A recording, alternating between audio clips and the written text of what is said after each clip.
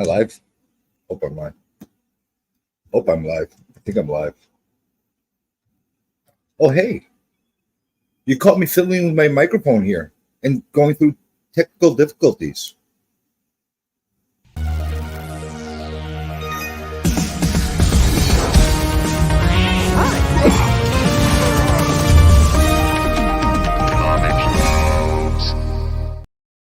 Wait a minute.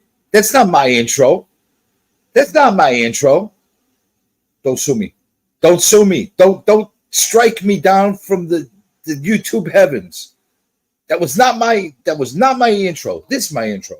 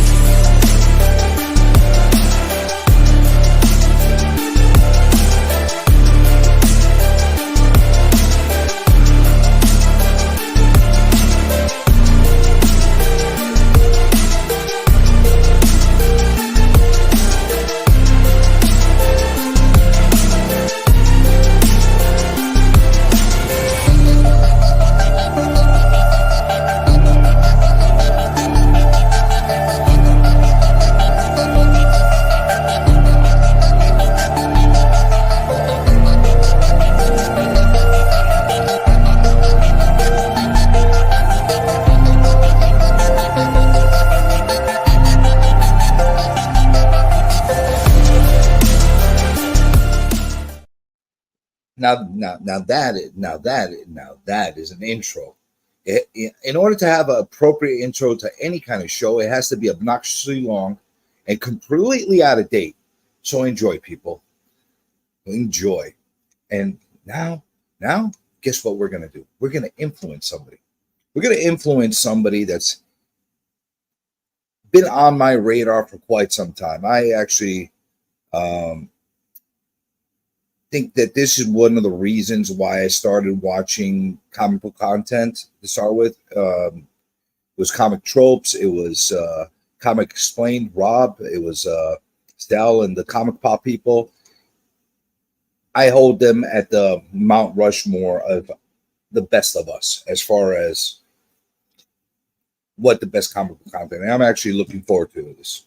I'm actually really, really looking forward to this. I don't know if he's looking forward to this, but yeah. We're going to interview. We're going to get all into it. I'm going to bring him in. We're going to say some hello. Oh, did you notice? I'm wearing a DJ Links t-shirt. Why am I wearing a DJ Links t-shirt? Why? Because I like it. That's why. And I wear shirts with merch from people that I like. So if I like your channel, maybe I'll wear your freaking t-shirt. But today I'm wearing DJ Links t-shirt. Okay? And that's it. You know, we're just gonna bring on Chris because he's been waiting patiently in the back. I gave him wrong links. He was trying to get in. He's all huffy. You know, he's like, you know, diva. He's gonna give me some crap. So, without further ado, Mr. Comic Tropes. Hello, thank you for having me on. And by the way, congratulations on your new nomination for a comic book community award this past week. You noticed? Of course I did. You noticed? Congratulations to you. Congratulations to you as well. You got the hands. Well, I do have the hands. I'm also very funny. Apparently, I'm very comedic because I got to work on that someday. How did you not make comedic and I made comedic?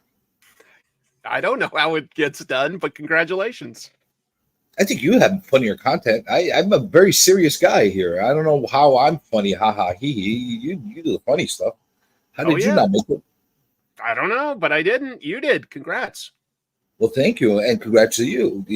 You got in there for editing. You won a big award last year. They did nominate me for editing, which is very flattering. Yes, very flattering. You won a huge award last year. That was a very good award. I did. I got it upstairs. I've got it upstairs on like the set where I record my episodes. Yes, very, very fun.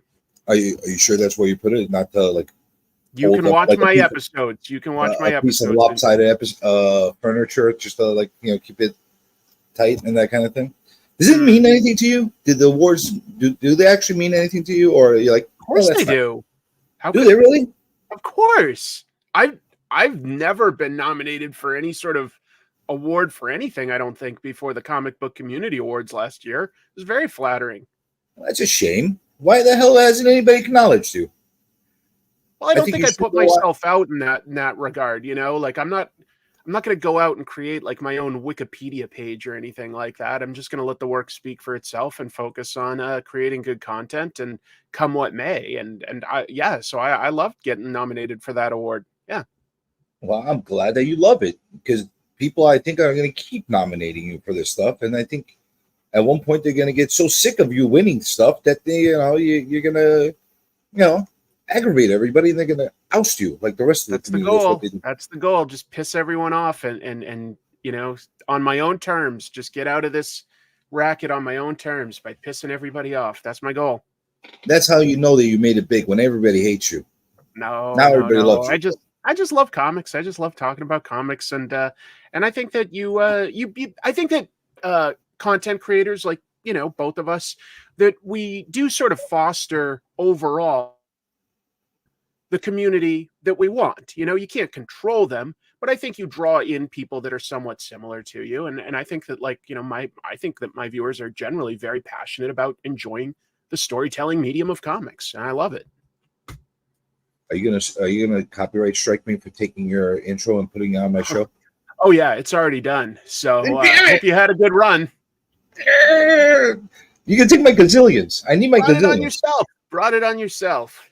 All I'm going to ask for in court is that little Kool-Aid man, and if I get that, we're good. No. We're not gonna do that. You're not gonna get Kool-Aid.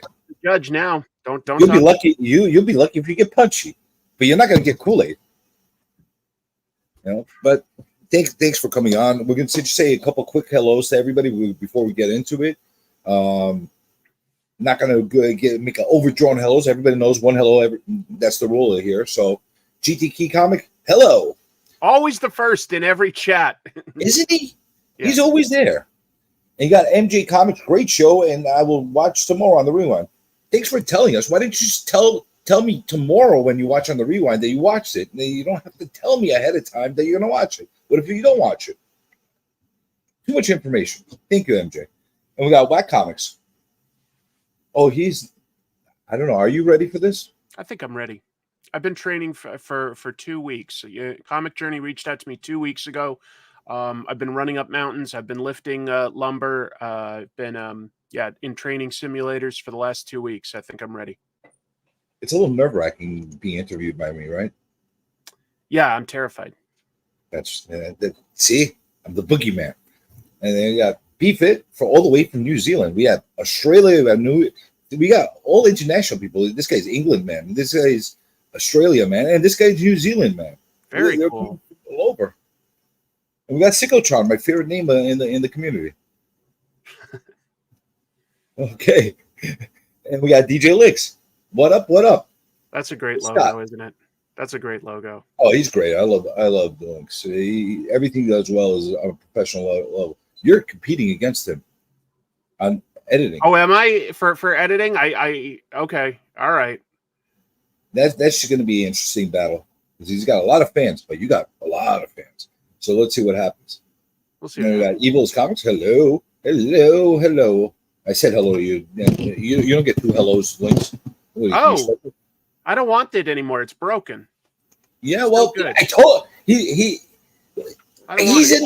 in recovery, man. He's in recovery. His leg is broken. I'm trying to get him out of the ICU. We're going to put it in a slab. I'm gonna give that a 3.1. I don't want it. We're trying to raise funds for his broken leg. Don't leg shame him. And we got Kenneth Berth. Hello, Worm. Hope you're doing well, my friend. Who is out on a date? Me with Comic Tropes over here. Should I call you Comic Tropes. Should I You call can you call me Chris. You sure? Yeah. Not Tropey, nothing like that? I mean, if you really want to, I'm not going to be offended, but please, if you're asking, call me Chris. All right, I will call you Chris. See, we're on a first name basis. And we got Digger Jim. Hello, Digger. One of my favorite content creators. You know what he does? He shows comic books and then he goes digging holes. I was guessing that by his cool little avatar, but that is kind of fun. That is cool. He goes and finds weird metal crap in the ground. And it's always interesting with what he's going to come up with. I don't know how he doesn't get a tetanus shot every other week, but maybe. Hello, Jigs Kingdom. And who else we got? I think we got everybody. I think we got it. We didn't get him. He's playing with a bunch of names in your chat that you haven't acknowledged. There's lots of people over here. Let's ignore them. Keith's playing with some cover tunes. That's a long name. Thank you for joining us. And we got Bronze, friend of yours as well, friend of mine, friend of the channels. And we got Strangello. Hello! Bronze is another great guy. And we got Frog Brawler, another great name. And we got Real Rude. It is live, always live. And we got Izzy Word. Anything could happen, people. That's right. You never know. Chris has been drinking. Diet Mountain Dew, but yeah. All right. We did the hellos. I think we got everybody in here. All right. One last hello. I think you missed Izzy Words, but yes. I said hello to Izzy Words. He's the Rat King. We all know. All right. So we got everybody. No more hellos. I'll acknowledge. I'll do this while we're talking to people. And as always, I'm going to save some questions for the end of the conversation. I don't like calling these interviews. These are conversations that we have here. We're going to have a nice conversation tonight. We're going to talk all about different things here. So I'm going to give everybody a chance to say any questions. If there's something pertinent, I will star any questions that are coming across. And if there's anything pertinent to what we're talking about at the moment, I will address it. That being said, thank you again. Thank you for joining us. It's fun. Why would you come on my channel? Why not? I've gone on all sorts of channels. No, you know what? I'll answer it a little seriously, though, Comic Journey. Like, I think that there's not, first of all, that big of a comic book community, you know? Like, if any of us go to a big convention, any of us could be bumping into each other. It's not that big. It's big, but it's not that big. So, you know, like, why wouldn't I try to be kind and chat with anybody else that then is in an even smaller community, is like comic book YouTuber? Like, yeah, unless there's like a really good reason not to, I almost feel a small responsibility as my subscribers go up to make time to talk to other YouTube channels and you know, prop them up. You see that, people? He's pretty approachable. And the reason I bring that is because there's a lot of channels that are much smaller scale than what you have on as a presence here on YouTube. Sure. That have that diva mentality. And you don't have that. I haven't really run into that, but of course I haven't talked to everybody, you know. I actually know surprisingly few people. I'm a little shy in real life. But well, now you're gonna know a lot of people because you're here. There's a lot of comic book channels that I started to like. When I first started doing my show, I would intentionally not watch any comic book content because I didn't want their opinions to influence me. But I feel a lot more confident in how I approach developing a topic and making a show. So now I have started watching a lot more comic book content, and I really enjoy it. You know, I watched your show. There's a bunch of people in the chat here that I've checked out their show at least a couple times, maybe been in the chat. You've been on Bronze's channel a few times. Yeah.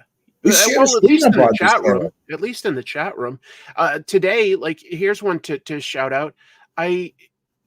Sasha from Casually Comics. I've never talked to her, but she put out an interview with Scott Snyder that I thought was really, really nice. So Well, she's great and so Yeah, underrated. Like I don't ever hear anybody in the community bringing up her name as far as channels that they she's watch. great. She's actually on my radar. I'd like to bring her on sometime in the future. One, because she's got great content. Yeah. Two, she's an anomaly. She's a woman in this thing, which you don't really see that much often, and she knows what she's talking about, which is a Oh yeah. really Yeah. good thing. No, I'd she's love to smart. have her And on. she's got a niche. She really knows Silver Age stuff, which I also really like. But I love that she's got like her own section that she really, really knows. That's great. Oh, but yeah, I've noticed that. Like the funny thing is, you were so easy to coordinate with, and channels that really shouldn't give me a hard time. Talk to my manager. What are Literally, you talking about coming directly to me on Instagram? How dare you, sir? literally give me the run through just to try to get a date with them. It's listen, I'll wine and dine them. That's what they want, but you gotta return my calls first. That's I how it think we works. can all read between the lines here. Comic Journey. This is news that'll be on Bleeding Cool tomorrow. He's definitely throwing Gem Mint collectibles under the bus here. That's definitely what's happening here. I can I wow. That is brutal, man. That is Well, brutal. well, I can't yeah, believe you do that. everybody that's followed me for a long time knows my long history with Gem Mint. Oh, Yeah, you he guys are good. he loves to troll me. But no, he's actually a friend of the channel. He's been on a couple of times as well. He just kicked off this season as well. So, I know. I know I'm just trying to say it for the people that might think there's aggravation because there's drama people out there. They want drama.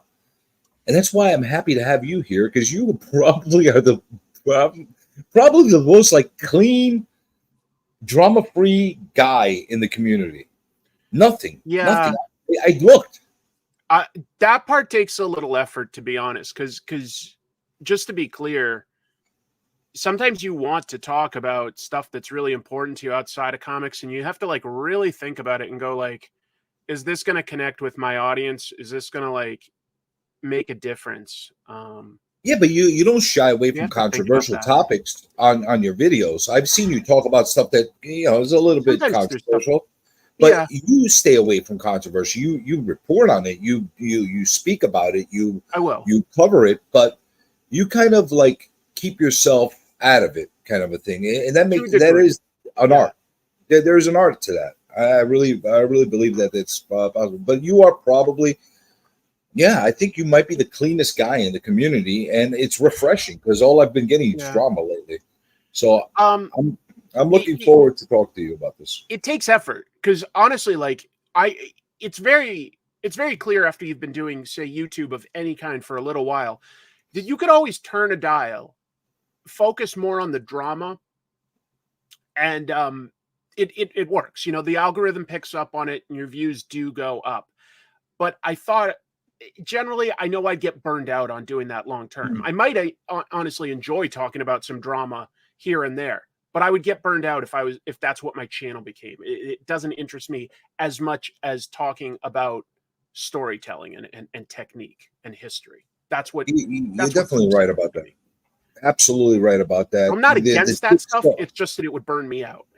no, the ticks absolutely go up. The viewership does go up, but it Yeah. becomes draining after a while. It gets tiring after a while. You just You have know, to have a certain personality to be into that all the time, and it's not for me. but even that, you see the drama channels. They have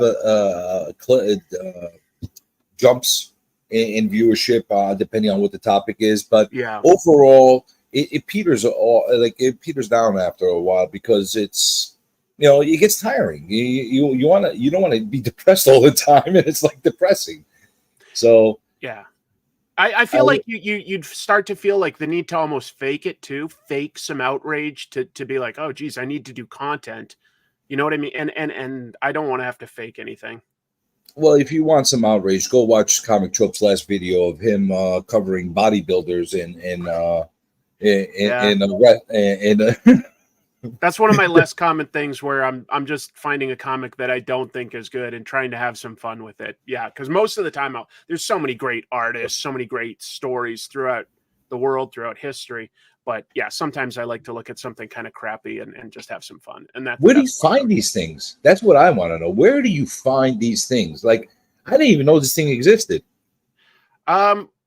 It's just something, I guess, like I don't really collect a lot in terms of like I'm not too plugged into, say, like the graded comic side. And I used to have a big collection, but like 10 years ago I moved across the country and I sold almost all of it. So when I go to a convention now and like look through the back issues, sometimes I might be getting a key issue or an issue about like a creator that I want to talk about. But most of the time, I'm kind of looking for something weird that just stands out, just because I've read so much now, and so that's what I look We got to for. talk off screen. I've got probably one of the weirdest collections of anomaly comics that you could possibly come across. Oh, okay. So every so often, when I come across one that makes me, really say, "What the?" Yeah, I'll send it over to you just in case you don't know about it, because there's Sometimes some stuff that I'm really like bizarro figuring out how this thing ever made. that's awesome. I like that stuff. And sometimes I've like made a game of it. Like if you're just at a convention with a friend or two, you're like, look, let's have a budget. Like you can't spend more than $5 or $10. But at the end of the day, everybody just show the weirdest comic you could find.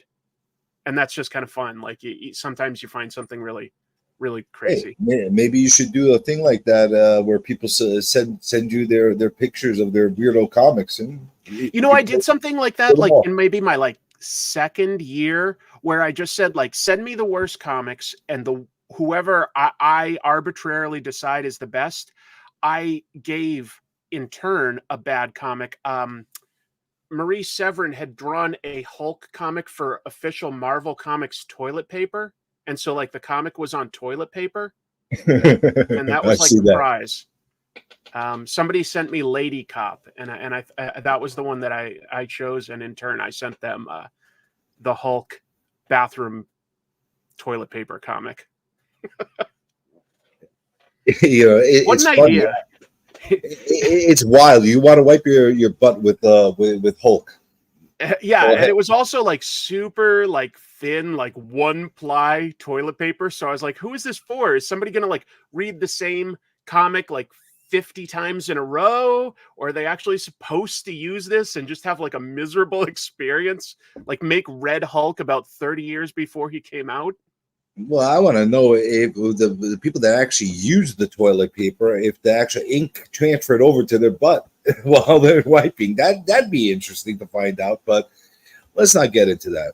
We No, jumped we don't ahead of need to. ourselves a little bit because I want to give everybody a chance that might not know you, because there Okay, might be a couple of people that might not know you in here, or maybe somebody that's watching on the replay, to get probably. to understand what you're all about. We obviously just said that you are a not only nominated CBC award candidate this year, but you are also a winner of the Yeah. awards.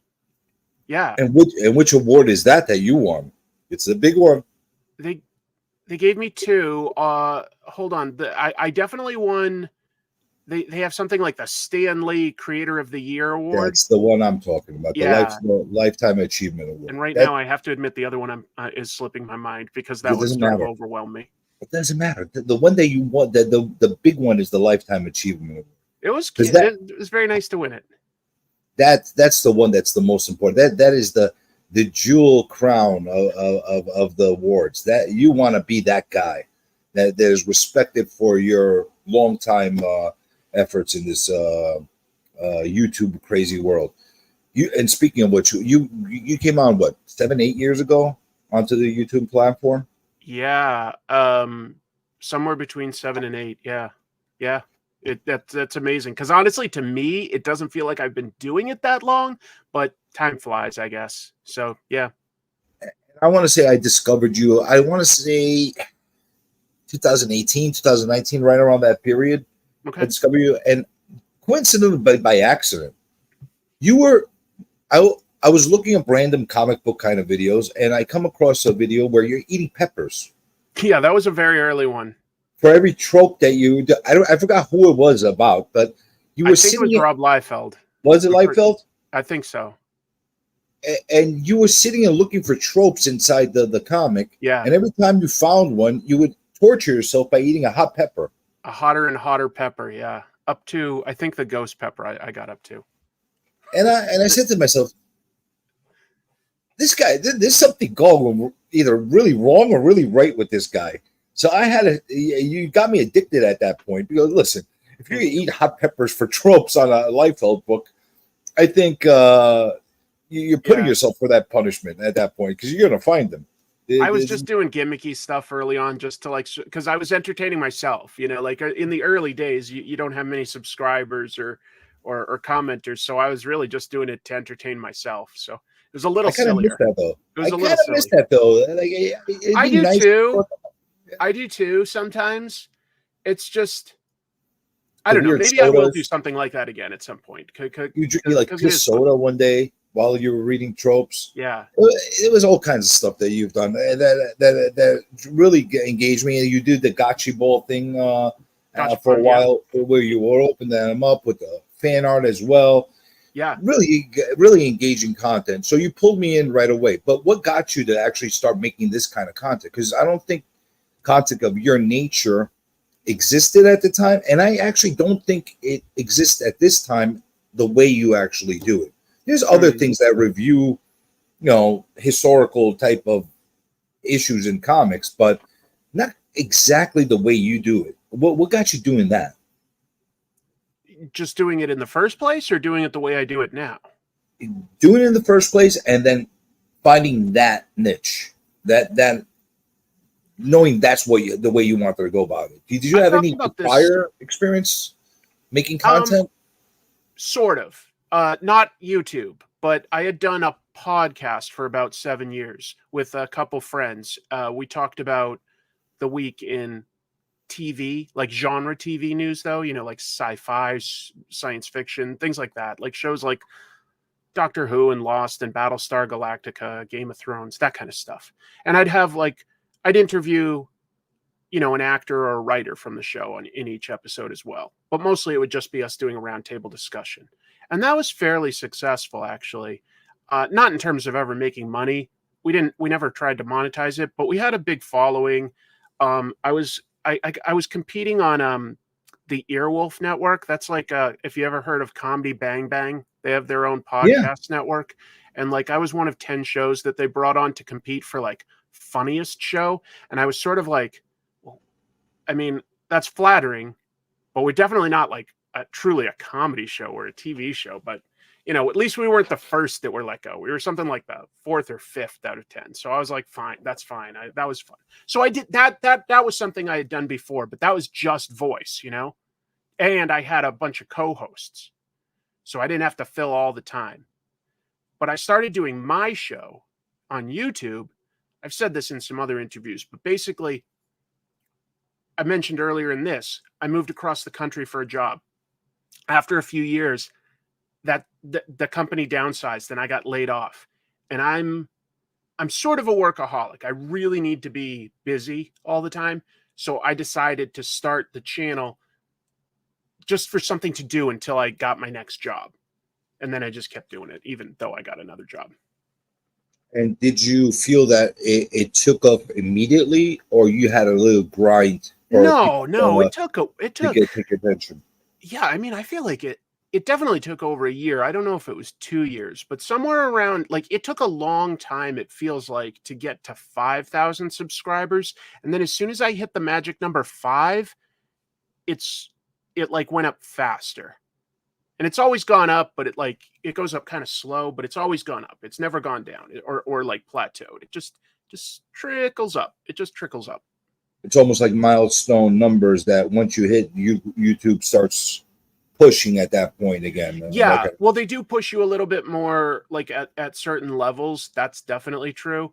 And then I look back and, my thumbnails and titles aren't always that great in retrospect, but I've never really gone back to edit them. But that can really, really help you get traction, is a good title and a good thumbnail. It'll get it pushed through the algorithm to new viewers. Have you had any acting experience prior to doing this? Acting? No. I think in retrospect, I might have enjoyed it, but It was just another something. Here's what I did do.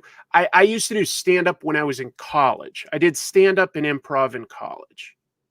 Isn't it funny how stand up will get certain parts of you out that you never knew existed once Oh you yeah, actually do it?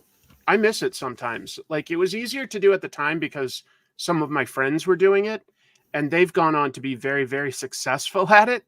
But yeah, after college, like I moved to Boston where I grew up and got a job, and I just didn't do it.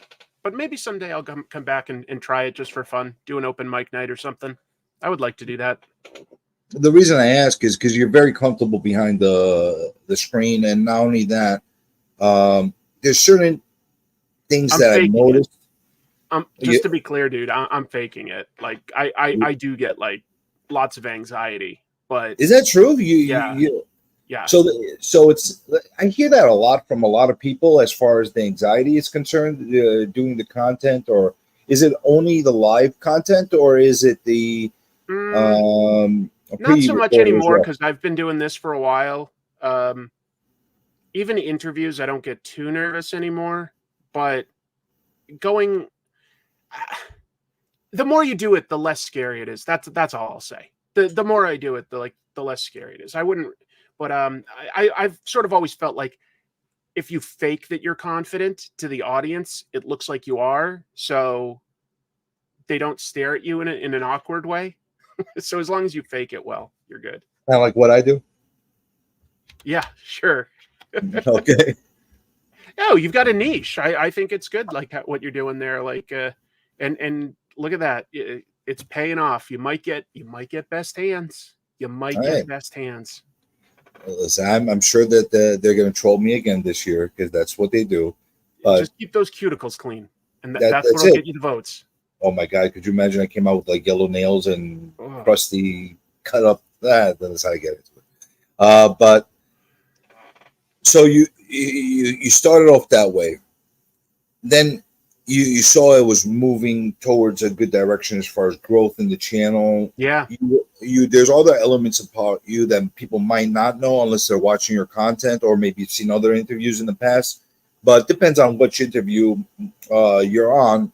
The people might not know about these things. One, you're an artist. yeah. People Eisner don't realize. nominated. I have a piece of your art. You know that? Which one do you have? You don't remember? I had bought both your piece of art last year at Heroes for Heroes. I was wondering if it was Heroes for Heroes. So you got I yeah, had you bought bought one and the you gave it to Bronze, right? I gave the one with the So you got Baroness. Doctor Strange, I and got the Doctor Strange. you gave Bronze Age nerd the Baroness. Is that right? Yeah. Yep. Well, thank you for supporting that. That's a great charity. Since yeah, Bronze Age Oh, nerd has a great charity, folks, called Heroes for Heroes every year. He gets some original art, graded comics, cool things like that donated, and it's a great way to support a nonprofit. I do my best, absolute best to support any of these charities, whether it's Here for Heroes with Bronze Age or whether it's C3 with Rob Fat Stacks and DJ Links and Legion that are running that. I think they're really, really great things. So anytime I could contribute, I absolutely will. And Yeah, anytime I could actually bid on something that's an awesome thing to have, I'm gonna even better. It's a win-win in my situation. I get to donate and I get to have an awesome piece of art. Which, yeah. by the way, I love that Doctor Strange because you added a little face of I think Clea in the background that I didn't see Oh originally in it. yeah, you're right. I did do that afterwards. I almost forgot. Yeah, because I did it and then I mailed it, so I don't even really remember exactly what it looks like. But yeah, I did. Yeah, It was a super surprise. I was so happy to get that, and I people appreciate that don't you people supported. don't realize that element of you as far as Eisner nominated. What were you nominated for? As a group, I illustrated a story in a book called Trickster back in 2011, and it was an anthology all written by Native American tribe members about their tribe's version of a trickster legend, which sometimes is a god or a spirit or an animal. And I did one for the Wampanoag tribe, and it did get nominated for an Eisner. So How big of a deal was that for you? Not only for you not very. personally, like they enjoyed, like you must have gotten some pride into getting Oh nominated for yeah, that. no, I'm proud of drawing something that got nominated because that's more than lots of professional artists get. But it's also not like something that anybody would remember. You know, It, maybe do, if it won. it doesn't open up doors for you in the future in the industry, whether you're nominated or not. No, What about if you actually won? Would that have made a difference? it's hard to say since it was an anthology. You know what I mean? It's hard to say. I don't know. It's a nice thing to add to your resume, regardless of that. I'm And proud of it. I think it's a great book. I still like you can still get it on Amazon and stuff. It's always been in stock. Sells very well to like libraries and schools. do you frequent Baltimore during the Eisner? Not the Eisners, during the what's the one that they do in They used to Baltimore? have the Harveys. Now New York has them. No, there's the other one that do in Baltimore. The The Izzy's. oh, what the hell are they doing? Now it's gonna come back to me in a second. Give me a second, and it'll come back to me. Okay. But damn But I it, why used to do I live in get DC for 10 years, so I would go to the Baltimore Comic Con and SPX every year for like 10 years. It was great.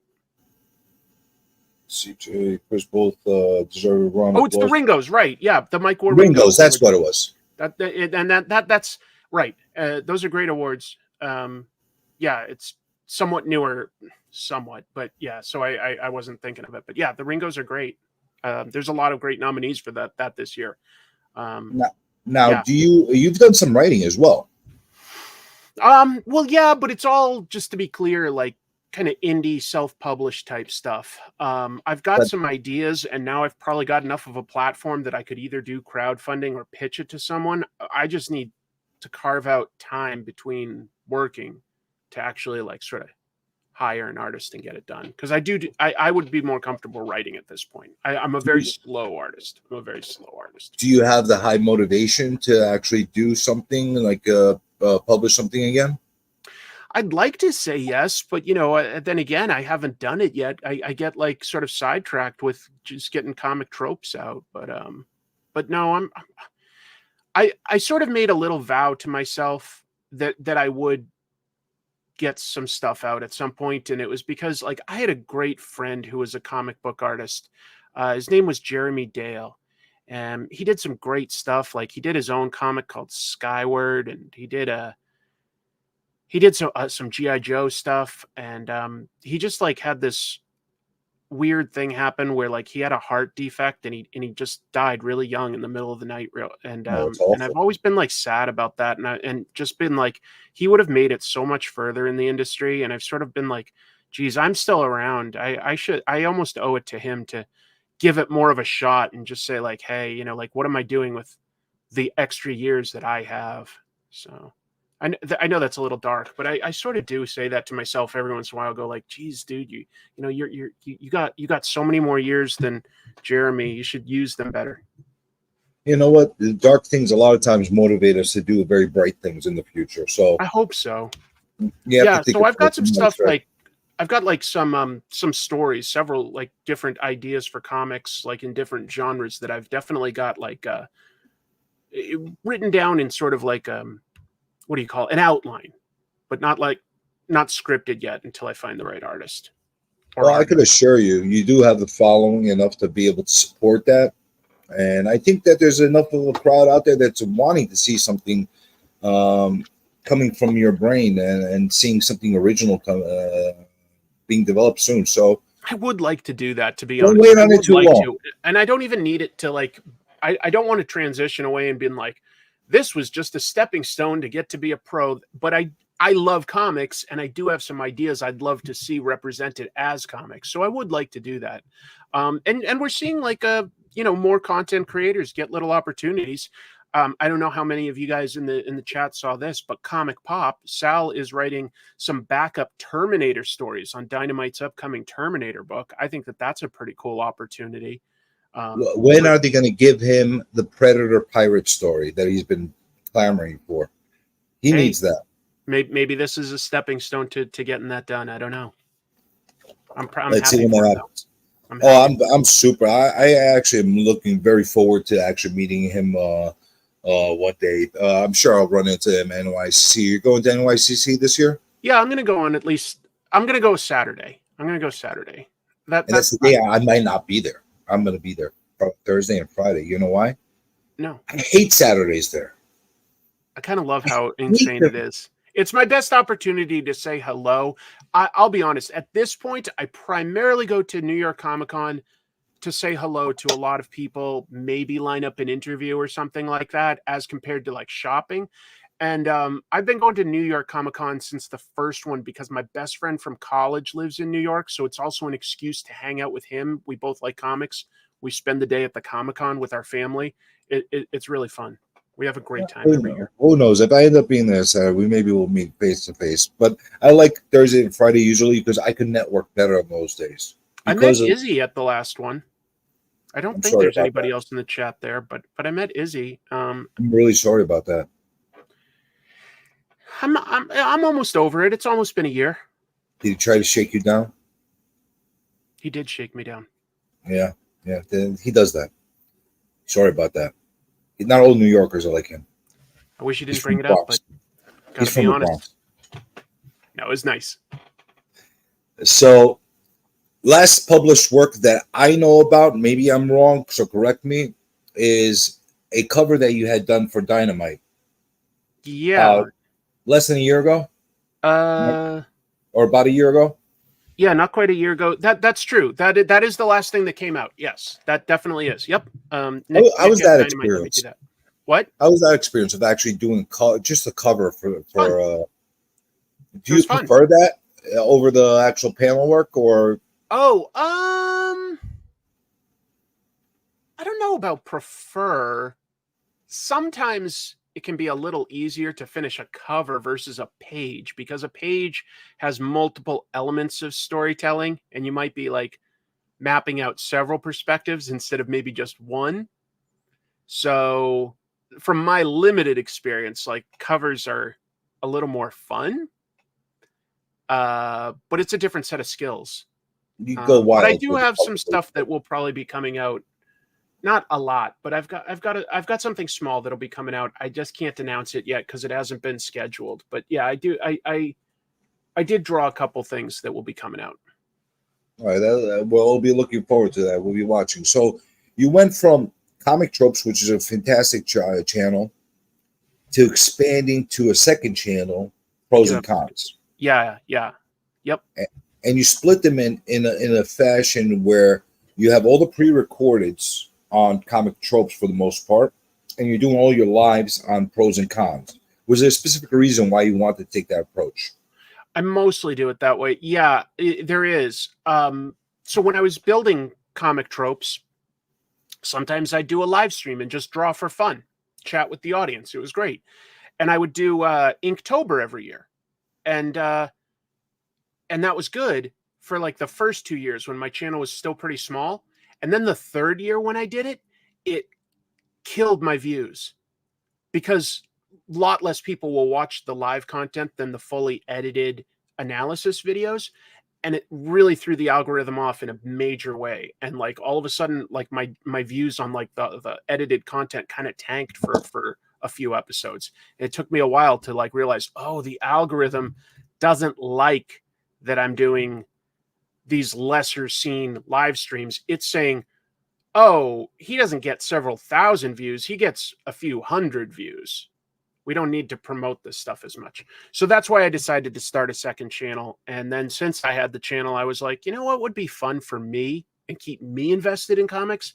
Having a weekly live show where I just give little bits of thoughts on the comics that came out this week and riff on the news. And if I draw, maybe I'll do that. Maybe I'll have an interview. It's just for fun, you know? And do you like doing the live streams or the pre-records more now that you've done that? I mean, I like them both in different ways. You know what I mean? It's a little easier to do the live streams. I still do some prep work, but it doesn't take like It's kind of it's a cheating, right? few hours of prep, and then I do the show for maybe 2, maybe at most 3 hours, and that's it. it's But a little like, bit of cheating, right? Like when you could get away with more when you're doing this live streams, as far as not being as polished as you are on yeah, you don't have to be the polished, recording. but you can also like sometimes you have the happy little accidents and you can be funny. You know, I just riffing on the news, I might slip into a silly impression or at least have a good joke or something based on that. And I like having that looseness. Um, but I love the getting to really like say what I mean to say with a fully edited video where I'm sort of writing an essay and picking and choosing what images represent my argument. But that takes a lot of time because if you were like making an episode where you're reviewing a TV show, you're using little clips. Maybe it's only taking up 5 seconds at a time or something, but 5 seconds is a lot when you're editing. And if I'm instead having to use like static images from a comic book, you have to add a little bit of visual interest. So maybe you're putting in a background that's not distracting. You're cropping the panel. Maybe you're highlighting something really important on it. And then you're like shifting the image or panning or zooming. And it's a lot of work. It's so time consuming. Well, tell us a little bit about the work that's in recording, because I don't think people realize the level of work that you need on the average video that you put out there, like what you just put out there with the bodybuilders.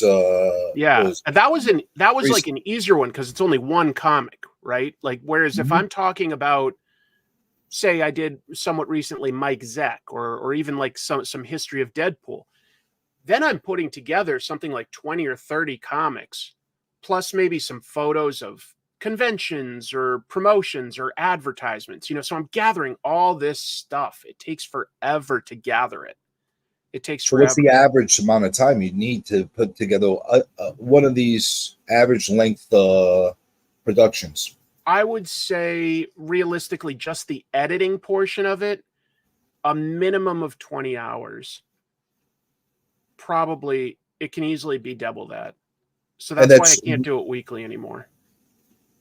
you knowing what you're doing. Yeah. Imagine like Yeah, that's why I not can't knowing really what you're doing. hire somebody. Because like I'd still have to gather all the images for them and they'd need to know the order for it to go in. I cannot figure out how to like streamline that. You know, I could hire an editor. I do a show on pros and cons with Jim Mafood where we review terrible movies. It's called Trash Movie Bonanza. And Yep. we've got an editor for that, Jamie. And Jamie's a great editor. But that's like, you know, we just tell him what the movies are and he listens to us and he puts in clips that make sense. But it takes forever to make like a comic book video. Yeah, and that's something that I think people take for granted. They don't realize how long and how strenuous of a process it is actually to put it together well developed video of that nature. So, is it worth it for you to put all that time in, other than the passion, Yeah, it's from worth from it. from It's the worth it. YouTube point But of view? I'm not getting rich off of it. But it's worth it. Like I can, I, I only have to work my day job part time, like about 30 hours a week instead of 40. So it's worth it. Do you think one day you'll be able to hang up I mean, a regular job and make this your full time career? well, I probably could, to be honest. It's just that, like, what if the views tanked? Then what do I do? I get nervous about that. So I'm a very conservative person with like how I deal with my finances and stuff. That's all. It's not a bad way to go about it. A lot of people have tried to hang it up and go straight YouTube, and it ended up becoming a combustible situation for themselves financially because of the fact that they kept pouring money into it and not getting as much back. And you are right, the algorithm will get you sometimes as far as not working with what you expect it to work. So I put myself on screen for comic tropes and stuff, right? Well, there's realistically going to be a day where I probably just look like a really old guy talking about comics. And that's probably not going to connect with an audience. I guess I could change it up and do like, you know, just be a voice. Or I well, could change to you like do got a a lot. different type of channel, like travel or something that's completely different. But I'm just saying that realistically, I don't know. Someday comic tropes won't succeed. You know, I hope Well, it goes a lot they higher. thankfully you're still a young man, so you got a lot of years between you become like old, grizzled, get off my lawn guy. So you won't have that problem. But at the same time, you might actually build up a community of people that are you're the Maybe, shaman, you're the wise men because you've been around and maybe. you've been doing it the right way. That would be nice. That would be nice. I just don't want to count on it, I guess. I just don't want to like put all my eggs in one basket. But I love doing it. I love doing it. And I'm so grateful that I do have an audience that makes it worth it so that I don't feel like I'm just talking to a wall. It really makes me happy. I love talking about comics and thinking about comics and thinking about storytelling in general. Like comics is my favorite storytelling medium, but I like books and movies and TV and stuff. I like stories. I really think that there's something that connects us. There's something in a good story about the human experience that we can relate to. And it's kind of cool to relate to people going through different types of scenarios and thinking like, how would I react? And that there's tons of other people thinking that same thing. I don't know. I really like storytelling and I love analyzing comics.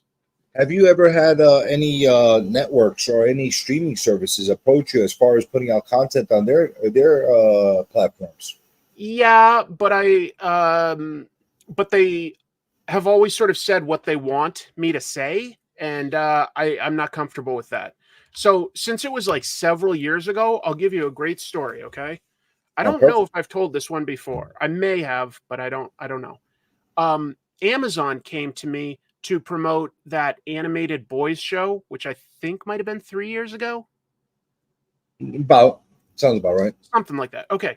And they were like, "Hey, we'd like to be a sponsor for promoting this show." And I said, "Sure. I'll take sponsors sometimes. That would make sense." Um, you know, uh, I don't know what I asked for, but it wasn't that much. And I'm thinking that they meant maybe like a 60-second ad. And so we agreed to it. And then I'm looking at the contract and it says that I'm supposed to do a review of the show and that I'm supposed to say certain positive things. Okay. And it wasn't at Amazon specifically, it was like an advertising agency that was working on their behalf. Okay. But they had specific things they wanted me to say. And I hadn't even seen the show yet. It wasn't out yet. They were going to give me an early release. And I was like, oh, I don't feel comfortable taking money and just saying, like, this stuff is great. I wasn't comfortable. So I said no. And they came back to me several times in a row because I wasn't responding. And they offered me up to $12,000 to do an episode just promoting it.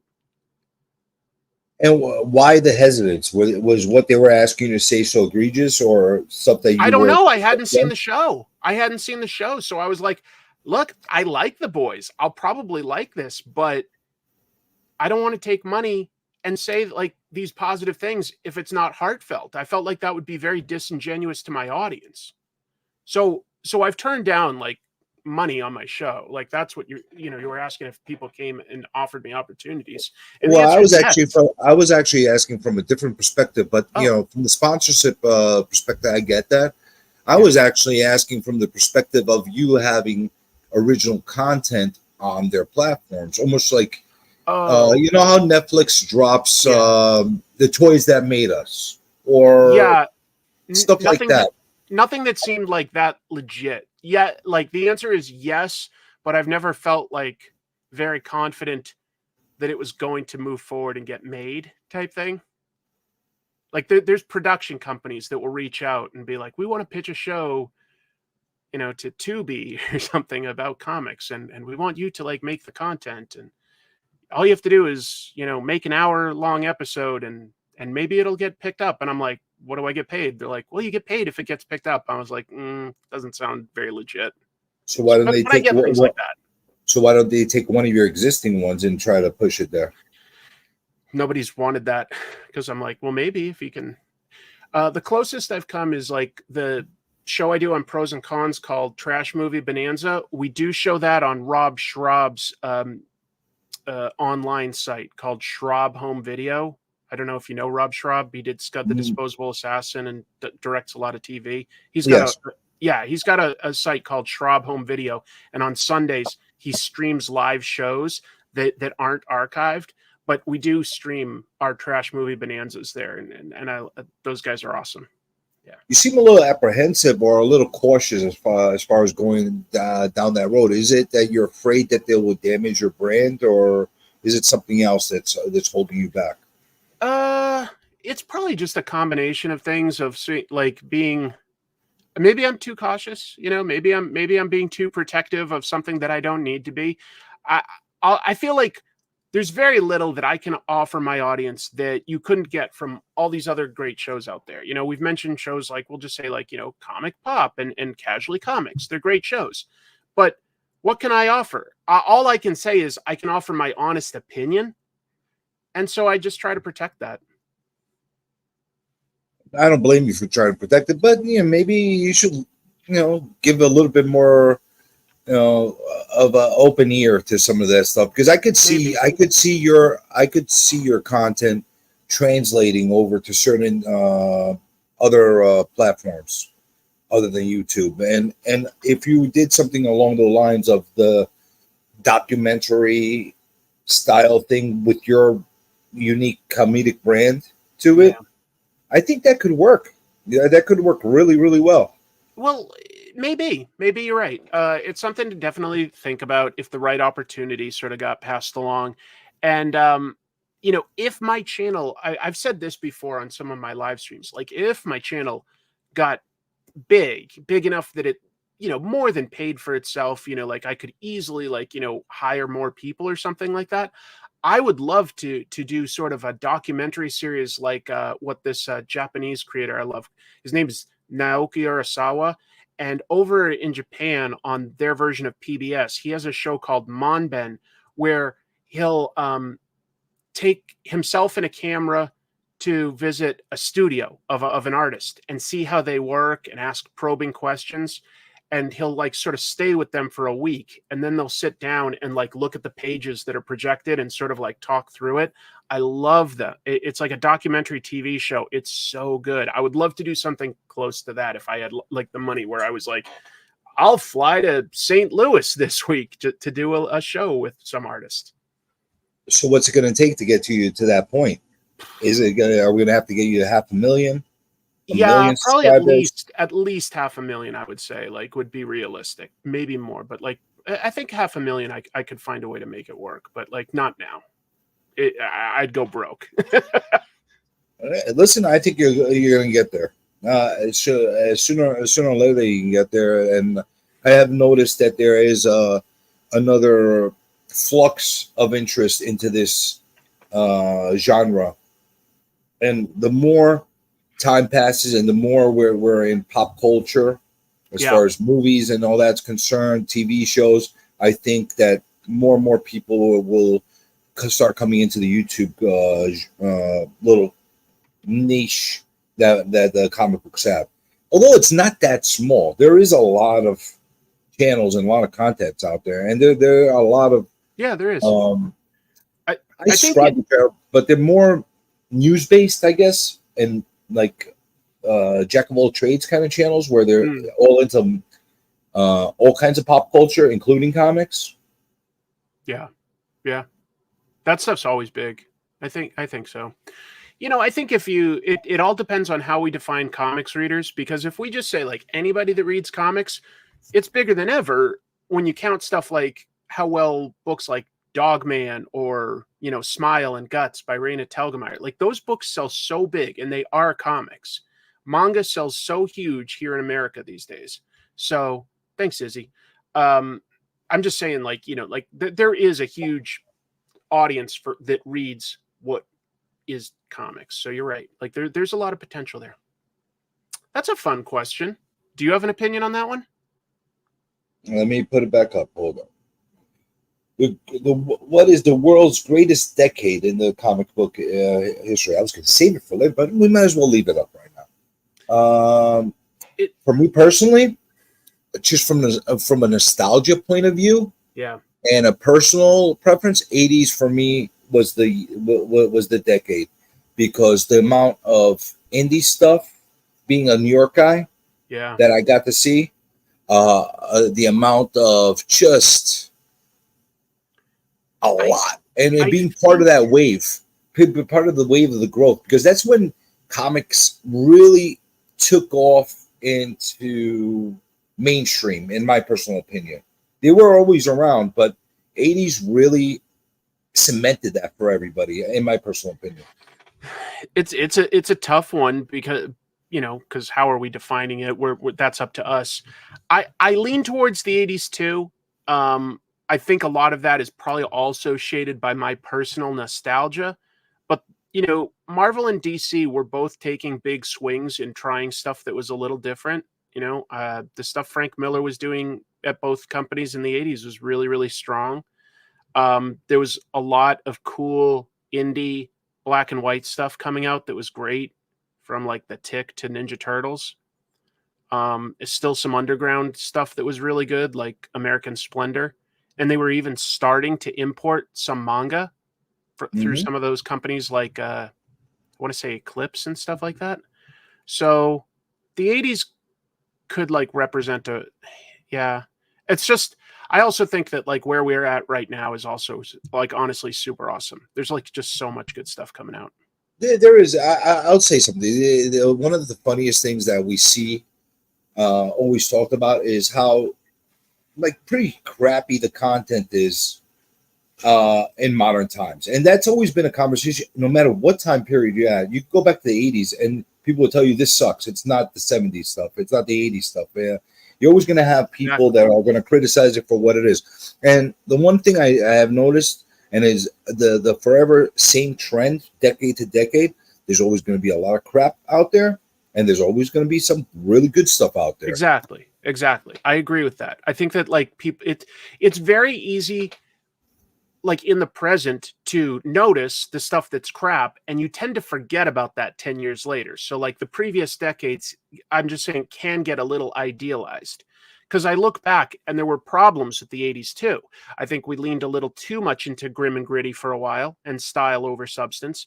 And I think that the idea of moving to the direct market, they started like that.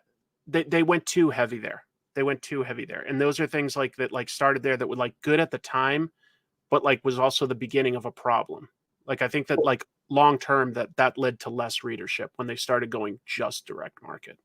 That is true. I'm a really big believer that newsstands need to exist in one form or the other for comics to be able to survive in the way we know them.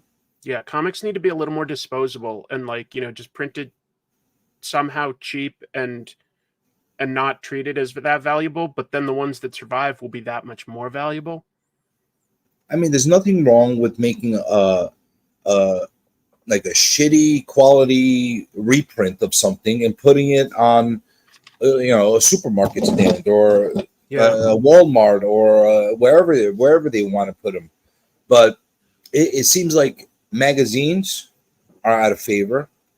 Comic books that are in newsstands in general are out of favor. You can't even get a newspaper in half the places anymore. So it's a very odd No, dynamic that we have today. no, but there's still like bookstores, grocery stores, convenience stores. Like there are places you could be putting them. Yeah, they just choose not to. That's the issue, and I'm wondering why that is. I mean, you would think I the think major I know. publishers want to make money. I think I know.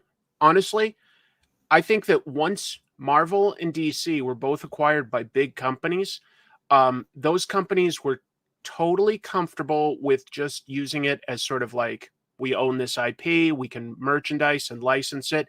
And you go like, well, don't you want to build the actual like comic industry and make it bigger?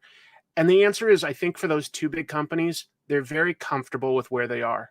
They don't want to rock the boat. And I don't, I'm not speaking about the actual artists and writers and hands-on editors, but they're owned. They're owned by a company, and the company is totally comfortable with it just being what it is. Okay. And people will pitch new ideas and they're like, yeah, if it can make money, do it. But they're not actively, aggressively trying to grow those businesses. So if we're going to get back into like the direct market or create, say, cheap anthologies that are weekly, like they do in England and Japan, I just think that will probably come from a different company. Maybe it'll come from Image or Boom or who knows what. But I'm just saying, I think it'll be one of those.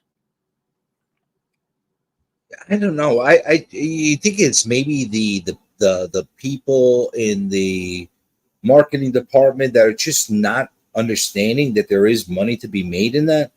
I I think they think that know. maybe I think they know. they're They disconnected for some reason.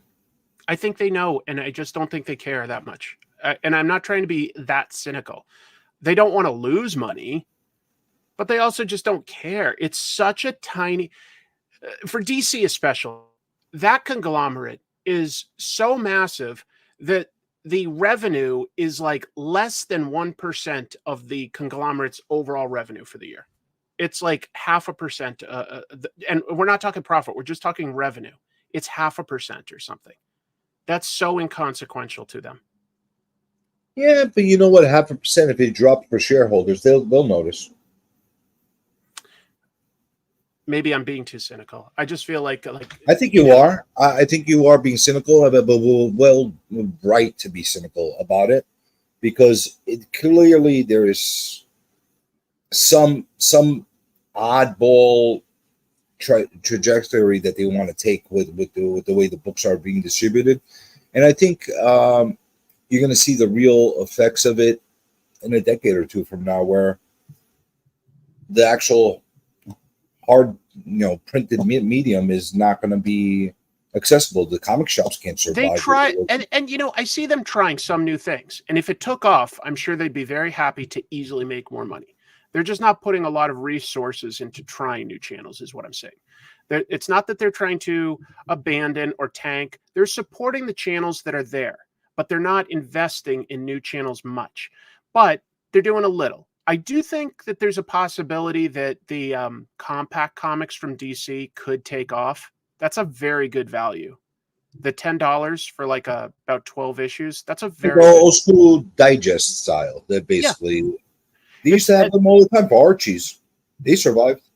yeah, exactly. I think that there's a chance that that could take off. We'll see. We'll know in about a year, but I think that there's a chance that could take off. And I do see like Marvel investing a little bit more in like digital comics, which are definitely like super popular throughout all of Asia, and are growing here in a big way.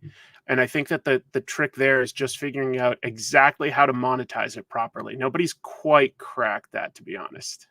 Well, there's somewhat of an issue with that. But before we go into that, just want to let anybody, I am watching your questions. I am starring them, and I'm going to ask them shortly Cool.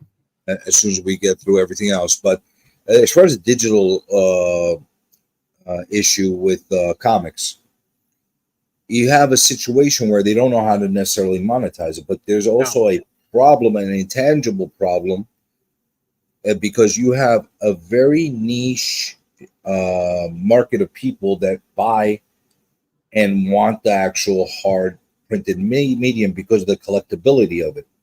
They try to go that route with the NFTs and with the BV and some other digital way, but it does not have the same effect because clearly you don't Right. really have something tangible that you could own. And I think that's where the problem is. They're trying to go that digital route, which is a nice route. And I think if they had a thing where they could literally sell. Well, they do have comics, Marvel Unlimited, and they have the DC one as well.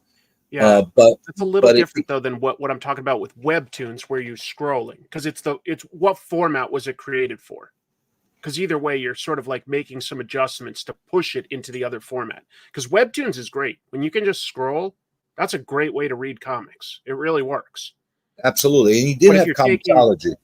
Yeah, but if you're taking, what do I even have this week? Like, just say like a regular sort of comic, and then you have to chop these panels up to put them all, you know, vertical. It doesn't read quite the same. Likewise, if you just take nothing but like vertical panels and then put them in a book, it's not going to be a very dynamic layout. It's going to just be like panel, panel, panel, panel. So that's the trick: is that there's two very different formats for how to read them. So how do you cross that over? I don't know. Do you remember once upon a time when they used to make the motion comics? Yeah, I never really went for that. You don't think that's something they maybe should resurrect to try to bridge the gap between the two? People either want full animation or or just to like look at good art. But when it's just like wiggling a little, like they're like, read, get me that test tube. Okay. I don't like it. I'm gonna flip the script on you right now. So okay, I'm giving you the whatever position you want for Marvel Comics publishing. Whatever one you want, which position would you choose, and how would you use that position to better the company? Good question, huh? Yeah, I mean, the one that I would selfishly enjoy the most would be just writer. I'd try to write really good comics. But if I was like trying to just like be selfless and you know, where could my skills and my education serve best, it would probably be like, you know, vice president of marketing or something. That's what I got my degree in college in. That's what I did for most of my career, marketing. And I think I would come like push them to put things out in different channels and advertise to new segments. So it depends on how I'm feeling, whether I'm feeling selfless or if I'm feeling selfish. All right, you're listening, Marvel.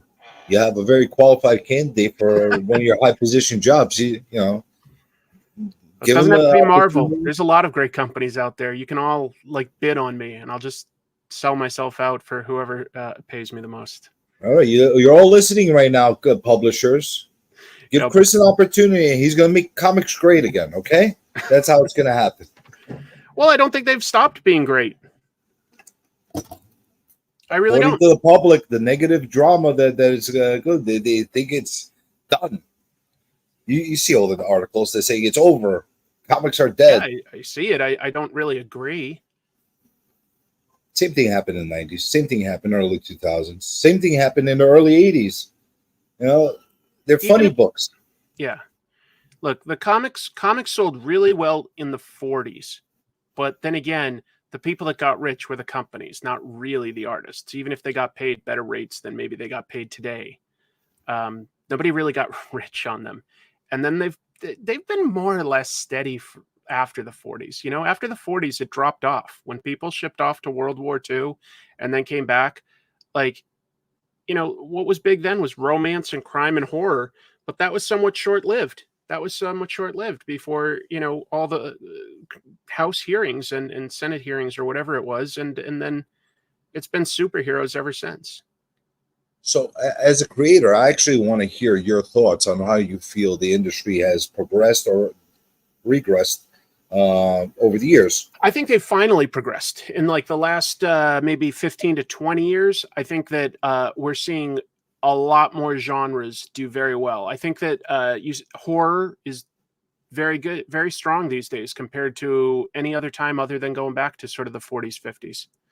Maybe 70s a little bit. Maybe a little. Yeah, it was more indie then, though, you know, because like the comics code really cracked down on what you could do in a comic book. You could do the comic book magazines, the black and white magazines, and I agree there was good stuff there, and some good stuff on like the underground comics market. But mainstream, it really like that comics code sort of stunted comics growth for a very very long time. But there's so many publishers right now. Um, new ones that I'm seeing like try new things. Like Distillery, for instance, they try different genres. You know, they're doing like a western and a romance and stuff like that. I'm like, okay, cool. And they're getting the top of the line creators to do it too. So, and I think Image has always been pretty strong. Not always, but for like a long time, Image has been very strong with doing all sorts of genres.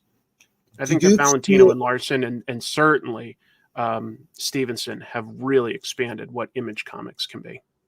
do you feel that the two majors, DC and Marvel, right now, are as bad as people make them out to be to their No, creators, as no, far as the writing and the because that's been a common thread, and it's been an argument of mine in the past. You know, with a lot of people, their page rates, their cover rates that they do, especially to newer people that are trying to get their foot in the door. My mentality has always been, listen, they're giving you an opportunity to draw Spider-Man, Batman, Superman, major characters that could get you a very nice piece on your resume. that means something to me. I think it means a lot less to each generation after me. I think But that they like why those is characters, that but I though? don't think that it would be. I don't think that like creators these days are as excited I think basically right around like the time of like Robert Kirkman was like, okay, I worked for Marvel for a little. I'm much happier creating my own thing and making a lot more money on my own thing. But you said it yourself. He did work for Marvel. He does have that Briefly. on his resume, which gives him a little bit of cachet to be able to pull some more things and get a bigger following on the indies. For example, if you're an indie artist or a writer and you want to put out some really good stuff, but you have no experience, it's going to be very difficult unless you got a very good circle of people that are around you in order to propel you to do a successful Kickstarter. But if Yeah. you if you It at can least help, have that prior but I'll tell you that experience, like Robert was making more before, during, and after on stuff like Walking Dead and Invincible than he ever was on like Marvel Team Up or something. oh, He said absolutely, so in an interview that I right. did. Yeah, you're definitely right about that, and I did see that interview with him on there. But I also think him having that opportunity through Marvel kind of opened up his doors to a lot more stuff. Even Maybe. when he went to Image, people gave him more of a shot because they knew of his writing. He got the exposure. Maybe I'm wrong. It didn't hurt. It didn't hurt. I just like I'm thinking of other people too, like Rick Remender and stuff. And there's a lot of guys that like have done some good stuff. I think like Rick's Uncanny X-Force is one of the best mutant comics that Marvel's ever done. I think it's fantastic. But he's way more passionate about doing something like Grommets or Sacrificers these days. Well, even think of the original Image crew. Yeah. If they weren't established drawing major characters through Marvel, would they ever been as successful No, starting up their own new thing that was through different. Image? I'll give you that. That like 91, you had to make your name at Marvel and DC. But now I'm talking like 10 to 15 years after that. I don't think you need it as much. I don't think So you you need it think as much. that the mindset is completely defunct now? It's not something that makes sense to take that route. Scott Snyder like definitely made a name for himself on Batman. He really did. Hmm. But I think that like as soon as you get a few years past that, I don't think as many people make their name at Marvel and DC anymore. I think that they make their name doing their own thing. So what are you reading these days? What is the book that tickles your fancy? Um, my favorite right now is The Last Mermaid by Derek Kirk Kim. Let me It's get like a Mad Max. It's like a Mad Max post-apocalyptic book, but with like a mermaid in a mech suit getting across the desert. I mean, she's so vulnerable there, but she's like so powerful too. It's great. It looks great. It reads so good. I think that like Is that a distillery book as well? no, that's Image. It That's feels Image. like it looks like it's a larger I format. know. Maybe just Yeah, he does it in a different format. Like it's like this, but it's Image. Are you okay with them changing the size? Because my OCD makes me go through the freaking roof when they change sizes Yeah, on books. it may not help sales wise, to be honest, but art wise, I think it like helped Derek do it in a very cool way where he's like doing it closer to like storyboards, and he worked in animation for a long time. He started in comics, worked in a lot of big animation, and now he's coming back to comics, and these sort of read somewhat like storyboards but somewhat like modern manga. There's honestly like a lot of what I love is manga these days. I read a lot of manga these days. What do I read? Are manga comic books for Yes. all the people that say Yes. they're not comics? No, I think They they're are comics. comics. I call Dogman comics. I call manga comics. I'll call like Judge Dredd comics. It's all comics. Yeah. Just Webtoons are anything with comics. sequential art that is panel style art, that's Yeah. comics, right? That's what I think. That's what That's I what I think. would think. And then there's just going to be subgenres and styles. You know what I mean? So what do you hate now? What do I I asked you what hate? you like. What do you hate that's coming out now? There's got to Well, be I don't something. read it. You know, like But I there's ditch something stuff. you must have read, and you say, ah. Well, Um, I don't know that it's quite but like I decided to read a bunch of the new X-Men titles post Krakoa, and most of them don't connect with me. But I will say that Gail Simone's, I think it's Uncanny X-Men is the one she writes. Yeah, Uncanny X-Men. That one's really, really good. It stands out head and shoulders above the others. She's very good. I think a She little really underrated, is. but very good. Sometimes I forget. Like I'll take a break and I'll go back and I'll go, she really gets comics. She really gets how to use them properly and how to like give people like a good dialogue, but still pace the story well. Just keep it moving, keep it moving. Yeah, she's very good. What do you think all the nonsense going on between the writers now, like with Mark Wade and with all the stuff that's hitting them as far as after there was a video that was actually put out there by a comic book shop. I forgot the channel itself. It might have been Comic Book Heaven or Hell or something like that. Was that the one And that Mark Miller talked up a bunch? yeah, I was about to say, and Mark Miller came up and said, you know what, we need to do better. And then Mark Wade and a bunch of other artists kind of almost like immediately like pit bulls attacked the guy for actually speaking his piece. Do you feel that's a little petty that's going on right now between creators? I don't know about petty. I think it got like more political than focused on just like the business side and the storytelling side. So it's You sort of know, like I punched out kind of quickly in that. you have a lot of you've always had a situation where you had a lot of artists actually disagreeing about stuff in the past. I mean, Neil Adams is very vocal. He was very low vocal through his whole career as far as his thoughts and stuff like that. But you always saw them, never really publicly attack each other like that. It just got a very odd that they're I think that there was some of that, but we didn't hear about it as much before social media, to be honest, because there were some famous feuds in comics, and it can be easy to forget that, like, Peter David and Eric Larson, or Peter David and Todd McFarlane, like, really went Oh, at that each is other. very true. That was a It's very good easy to one, forget about actually. the feuds that like people had, like John Byrne and Jim Shooter really didn't get along. Stan Lee and Jack Kirby had, or Stan Lee and Steve Ditko, Stan Lee and Wally Wood. There are some feuds that get forgotten because they weren't documented as much as something today is documented. Hey, there's a video for you. Stanley versus the world. Everybody that There's had a feud something like with that I'm working on at this very minute. So something like that. I'm not trying to pick on Stan, but I'm looking at some stuff that a lot of his collaborators have said, like in specific interviews. I've got something in the works on like the Marvel. You hear a lot of that, so I'm actually really looking for that. So, what has been your favorite video that you have, your baby? Which one out of all the ones that you put together are you most proud of? Yeah, probably it would be some of the ones that don't get as many views, but I just really wanted to make. And I like the one that I was really proud of myself was a video talking about Akira by Katsuhiro Otomo.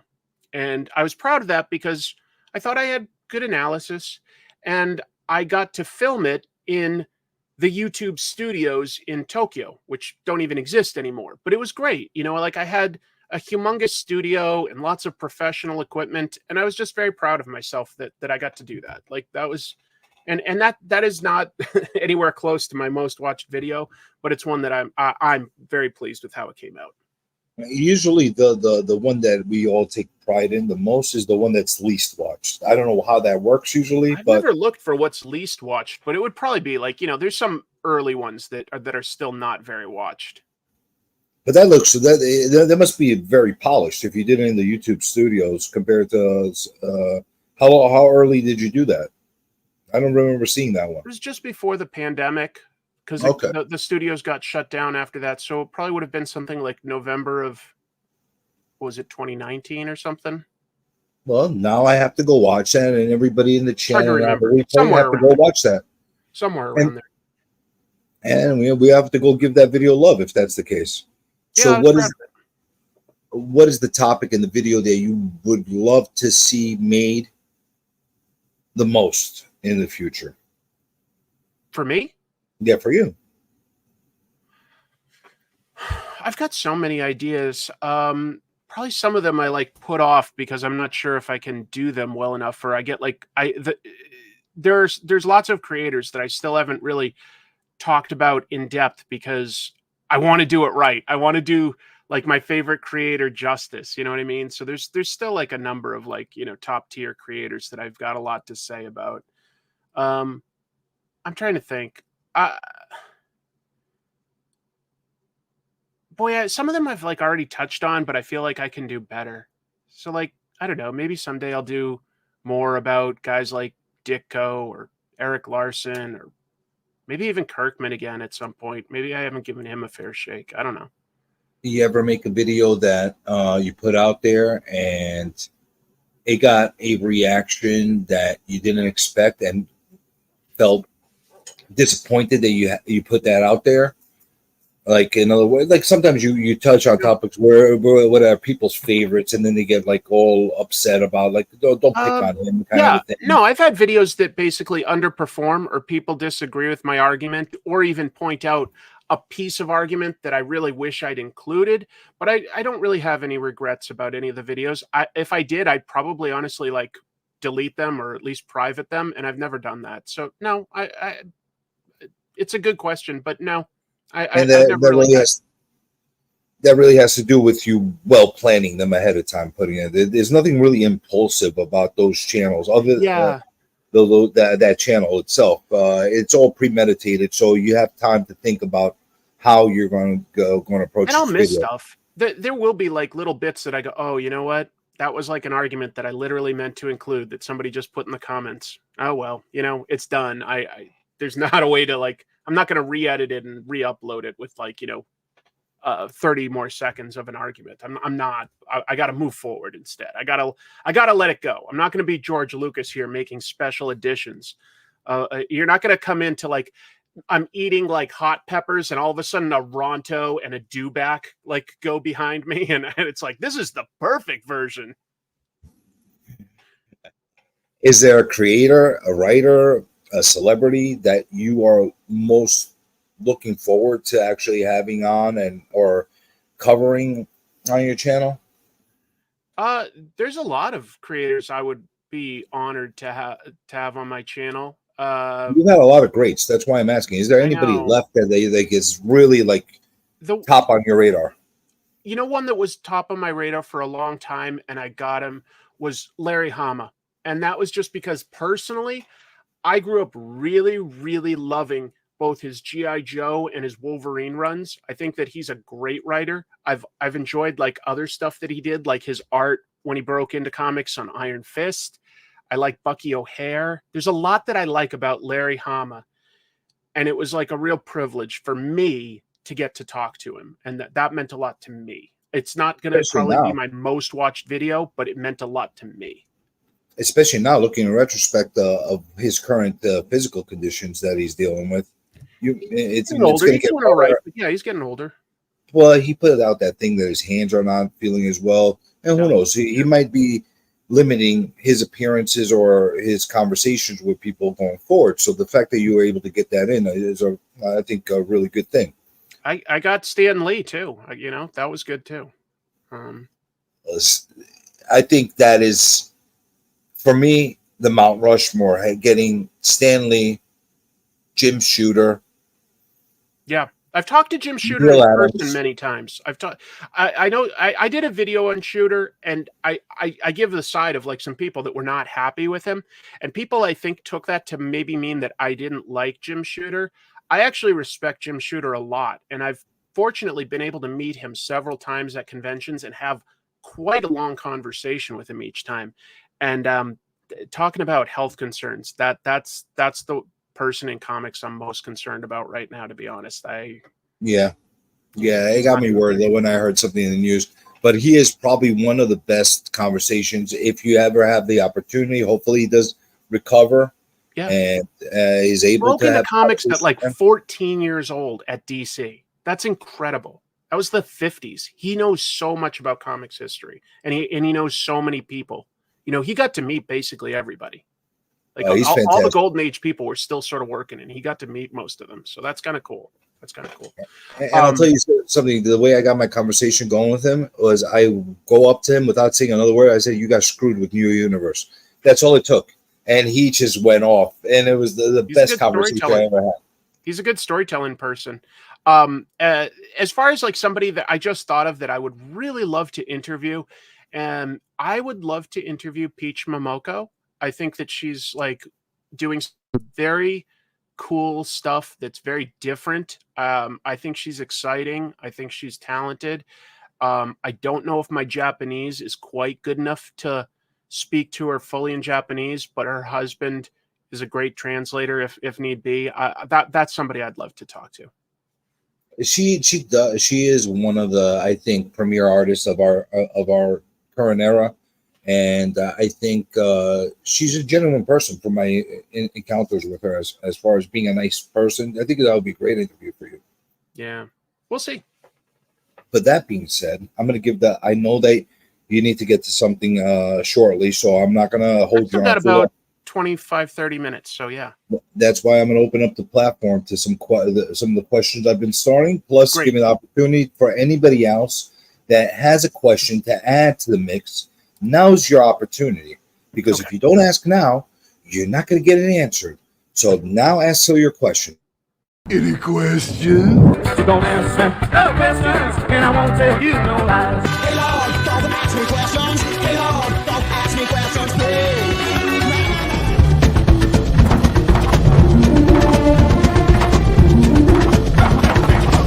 What do you want? What do you want from us? To ask you this much is just a matter of trust, not an affront. What do you want? All right, what do you want, people? Let's see what it is you want. Questions. Are you still a one-person creator, or do you have help? It's all me. It's all me. Is that because you're a control freak? No, I really don't think I am. I think I'd be happy to collaborate with other people. I think that I can give a little example of that on my channel, Pros and Cons. I do that show, Trash Movie Bonanza. I've got a co-host. I've got an editor. Totally happy to let them like run with things. Totally happy. It's just very hard to figure out how to do comic tropes with help. I'm a control freak. I don't know how you would be able to give up control, but we got a question from still only 35 cents. Question for CT. What advice would you give someone waiting to start a YouTube channel? Don't try to chase a trend. Figure out what you're most passionate about and stick to it. If you're passionate about it, I bet you there's a bunch of other people that are similarly passionate about it. It just might take a while to find them. And you do that by releasing on a regular schedule, and you have really good, clear, not busy thumbnails and a title that like hooks interest, maybe asks a question or has like a dynamic adjective or adverb. Sounds simple, but like that's the stuff that will help you, and just be patient. It really comes down to the actual quality, right? If you quality is important. I just feel that quality will come with time. That's all I feel. Like the idea behind it overrides that a bit. If you're competing against somebody that's doing almost the exact same thing and their audio and video quality is better, yeah, they might beat you. But I think that on YouTube specifically, there's enough room for a more sort of diverse range of delivery. I don't think somebody goes and is like, I'll watch one comic book video this week. Who's the best? Who's the best? So if they find you, they'll watch you and whatever else they've watched. How important do you think originality is? It is important, but I think more important would be just that you are legit interested in what you're talking about. So if like there's another channel out there that talks about slabbing books, or another channel that talks about Silver Age comics, but you feel that you have an opinion that hasn't been shared yet, put it out there. Well, that was definitely a good question. Now we have another question, a very good question as well, from Dismay Comics. Listen, I'm not going to put you on the spot, and I don't want to embarrass all the other channels, so you don't have to tell them my channel is your favorite. But Chris, what are five of your own personal favorite comics ever? Yeah, it's not asking channels, it's asking comics. I thought you said channels. I got ahead of time. I was going to ask you that question. Great question. Let me think for a sec. I'll put Akira by Katsuhiro Otomo up there. I'll also put Monster by Naoki Urasawa up there. So I know that we're starting strong with two mangas that are somewhat recent. I will put Watchmen up there. I think that stands the test of time. It looks and reads great. Bears further analysis. I will put Spider-Man Kraven's Last Hunt up there. And I'll put do a Powerbomb. Well, that new one. But if you ask me tomorrow, I might have 5 different ones, just to be clear. You know what? I can't be mad at any of those. Those are pretty good. But now, since I jumped the gun ahead of myself, what are your 5 favorite channels? Just YouTube in general? Yeah. Just what is it that you watch? Let me think for a second. Red Letter Media. I like Mike J and Rich. What else do I watch regularly? I've been watching some different stuff. I'm looking at what I'm subscribed to, actually. Do those channels influence you in any way? Like, do you like watch them and like take notes and like, hey, that's a pretty cool idea? No. Mostly when I'm watching for fun. Good question, but no, I'm mostly watching for fun. I like Mr. Sunday Movies. Ooh, never heard of him. Oh, you haven't? It's 2 guys in Australia. They're pretty big. They mostly review movies and TV, but sometimes comics and games. They're really great. I'll have to check that out. Mr. Sunday Movies. Yeah, I like the Quarter Crew. Those are like some guys that like review special effects or animation. I've watched them. They're good. So that's 3, right? What else? I like Abroad in Japan. This guy, Chris Broad, is a host. He's from England. He's lived in Japan for 10 years. He does really well edited, really good, insightful videos, like traveling all around Japan. And I've heard of that channel. I just never watched it, actually. I really like that. And I need to pick one more, don't I? My turn. Yeah, and then I guess like Comic Journey. Oh my God! Yeah, I'm in your top 5. Thank you. Yeah. You see people. Fantastic. You ask me tomorrow, it might be 5 different channels, but yeah. Except for mine, they'll stay in there. What comics do you personally dislike the most? I feel weird about that, but it's like I don't focus on what I dislike. I abandon it. You know what I mean? So you could ask me like things that I don't like in comics, like, there might be certain like art styles, I guess I might not like, but there's no specific comics where I'm like, keep that away. All right, I'll turn it on you. How about this? What are the 5 tropes that you dislike the most in comics? Yeah, it would just probably be like cliche stuff that we've seen okay, here's one that I don't like that's a newer one is coming up with a story where superheroes are against each other over some moral conflict. I don't think it works that well when it's just 2 superheroes or 2 superhero teams against each other. I think that the classic version of that used to be 2 superheroes have a misunderstanding and they start to fight, and before you truly see who would win, they realize that they're being manipulated by a villain and they team up against the villain. And it sounds like that might be unsatisfying, but I don't think so. I instead think that that's actually super satisfying to get a little bit of them like using their powers in different ways against each other, seeing like even if an underdog, like, can Captain America really hold his own against the Hulk? That's fun. But like when you have them like, Iron Man versus Captain America, I just get burned out. So I know that's like not 5, but I just want to focus on that one. I'm really burned out on heroes banging heads. Well, that's a classic 1960s trope. I mean, Stan Lee played that to death. They did it in like the Avengers movies and stuff, and it was really fun. You get to see a little bit of Thor versus Hulk. You get to see a little bit of, Thor versus Iron Man, stuff like that.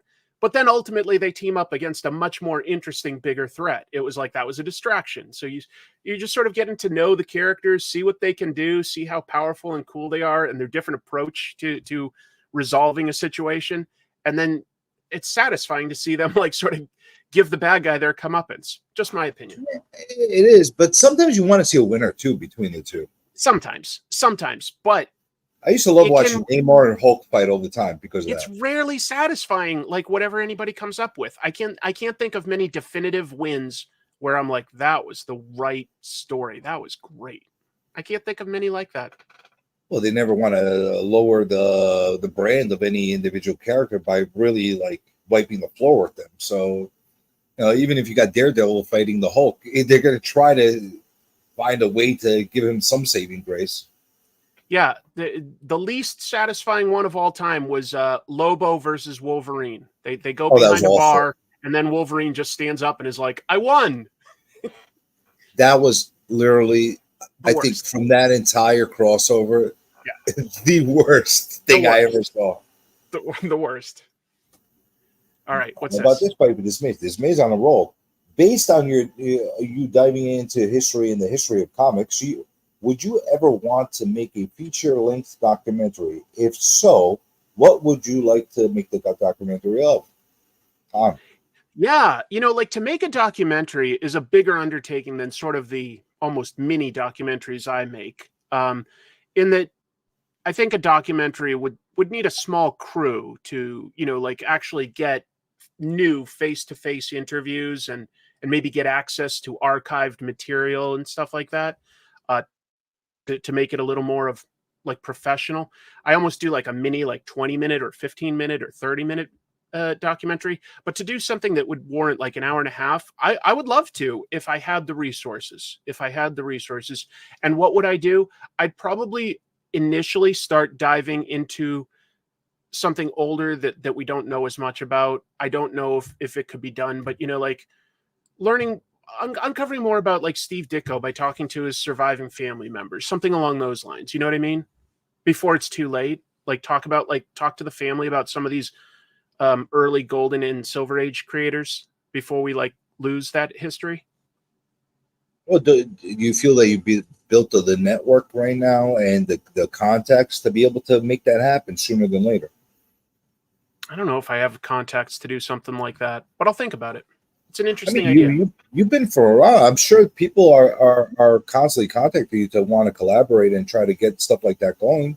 If that's but it's in the execution too. Like Kirkman did have a show that was like that on AMC, and it lasted one season, and I don't think that many people watched it, and I don't know why.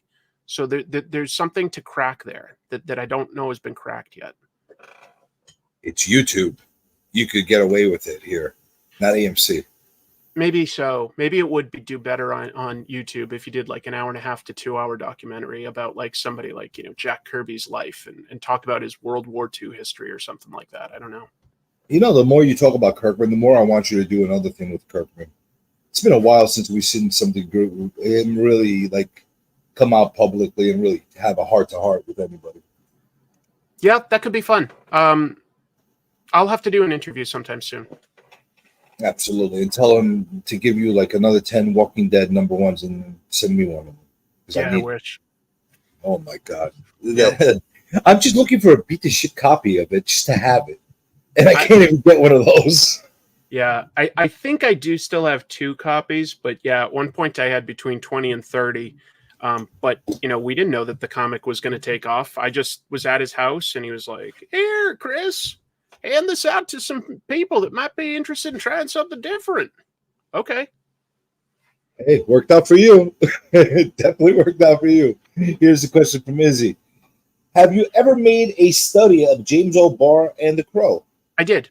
Yep, I did. There is an episode on Comic Tropes about just that. And for the record, on pros and cons, I did a review of the new movie. But if you want the short version, I sincerely don't think you should waste your time. Ooh. Now I'm going to have to go back and watch that. And we got from the Comic Book Prince. My question is about the... You don't have to tell us that your question is about. When you ask the question, we know it's the question. But anyway, my question is about his intro, and is it difficult to make it different every time, like the Simpsons couch in the scene? Okay. Yes, that would be very difficult. So I love my intro. It's animated by a friend of mine, Harry Partridge, who does great hand-drawn animation. He's also basically a one-man team. And that took us several months to do that, like what, 10 seconds, just to be It is clear. awesome. 12 seconds. I just saw it. I put it Animation on. takes a very long time. When you're one person, not a studio, yeah, we don't have, he's very busy making his own cartoons and comics. And if you've never checked it out, Harry Partridge has a great channel here on YouTube, really funny cartoons. There's a hilarious one about Watchmen made as a Saturday morning cartoon. I recommend that one. And he does have a series called Starbarians. Right now, if you go to Indiegogo, you can buy into the comic book he's making. It's like about 100 pages or so. Starbarians comic, his first comic. It looks great.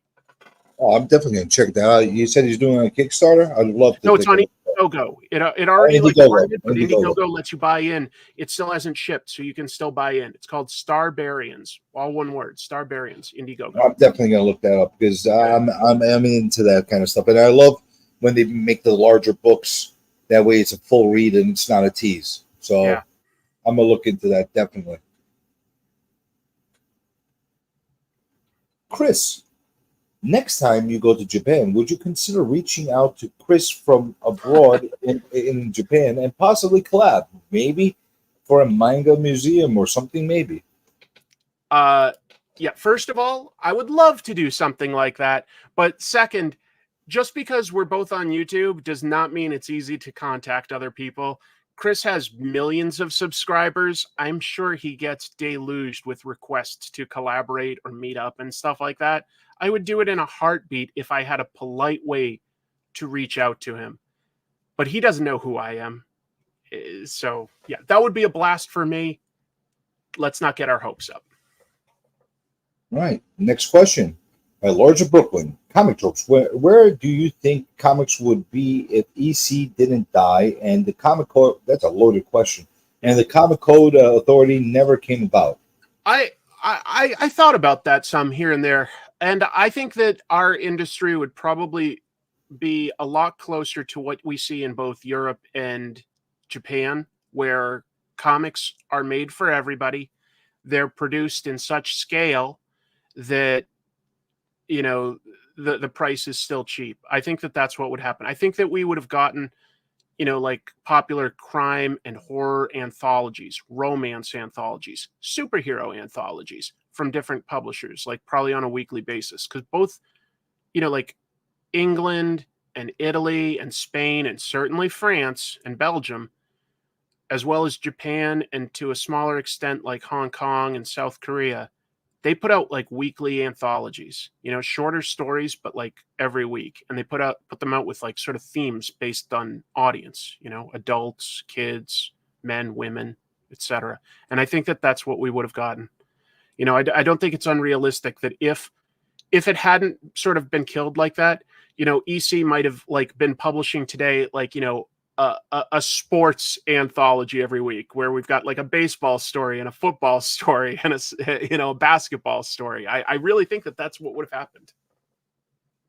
That doesn't sound too out of pocket as far as those thoughts, but it also might have stunted or maybe not built that cult following for a lot of the underground stuff that we've grown to love in the over the years, like the Robert Crumb stuff. But I think that stuff comes out of passion. Like we've still got some big publishers, but I loved when I lived in DC going to SPX, the Small Press Expo. And I always loved going to Artist Alley at any comic convention because you always do have people. This is the great thing about comics is there's such a low barrier to entry to just making them.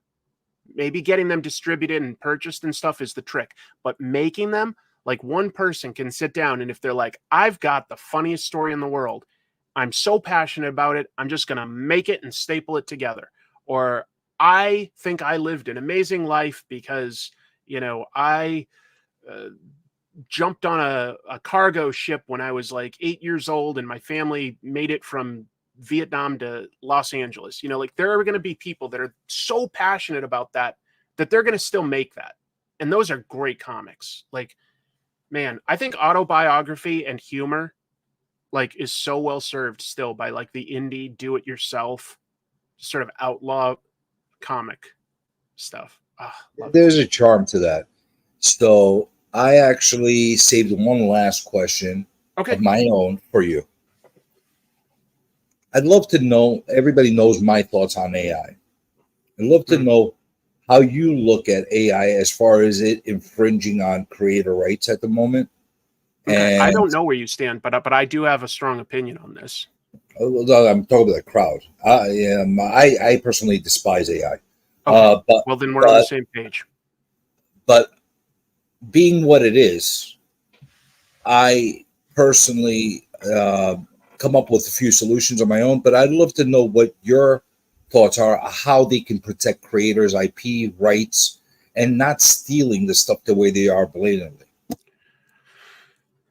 It's going to be settled, I think, mostly in courts. As far as like government protection, there are such a thing as good politicians, but most politicians are old and they do not ever understand technology. So I do not expect Congress to understand AI and protecting artists. I just don't expect most of them to understand it. But if we have like lawsuits where somebody says, hey, guess what? This was trained on my art.